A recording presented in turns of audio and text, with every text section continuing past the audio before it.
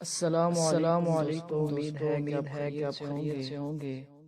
تو دوستو اگر آپ ہمارے چینل پر نئے ہیں تو پلیز سبسکرائب کر دیں، بیل کے نشان کو دبا دیں۔ تو آج کا جو ہمارا وظیفہ ہے وہ ہے ضدی بچوں کے لیے، اور جو بچے زیادہ روتے ہیں ان کے لیے آج کا ہمارا وظیفہ ہے غصہ اور ضد کو ختم کرنے کے لیے۔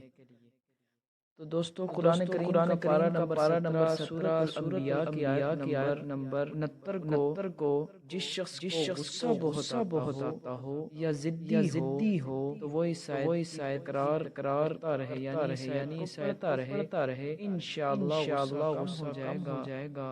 وہ آیت کون سی ہے؟ وہ آیت ہے کونوا بردوا وسلاما علی ابراہیم، کونوا بردوا وسلاما علی ابراہیم۔ یہ تھا جس کو زیادہ غصہ آتا ہو یا ضد کرتا ہو اس کے لیے۔ تو دوسرا ہے جو بچے زیادہ ضد کرتے ہیں، بچوں کی ضد ختم کرنے کا وظیفہ یہ ہے بچے اگر غیر واجبی ضد کریں، یعنی کہ کوئی ضد کرنے کا تکنا بنتا ہو پھر وہ ضد کریں، تو ان پر اول آخر درود شریف کے ساتھ سورۃ الفلق اور سورۃ الناس ایک دن میں 2 مرتبہ ضدی بچوں پر 11 مرتبہ پارہ نمبر 25 میں جو ہے وہ پڑھنی ہے آپ نے۔ انشاءاللہ بچے فرما بردار بن جائیں گے۔ یعنی کہ 2 مرتبہ ضدی بچوں پر آپ نے کون سی آیت پڑھنی ہے؟ پارہ نمبر 25 میں ہے اللہ یجتبی الیہ من یشاء، پارہ نمبر 25 سورۃ الشورى آیت نمبر 13۔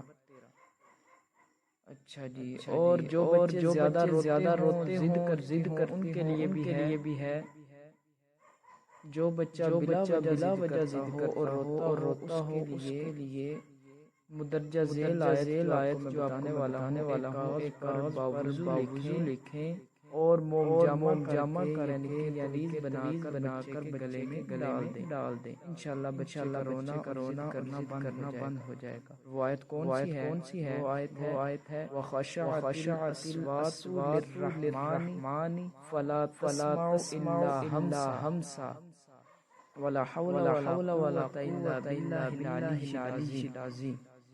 موم جامع کانٹ کسی شاپر میں لپیٹ کر کپڑے یا چمڑے میں دیں تاکہ کالڈ پانی اور نفی سے محفوظ رہیں۔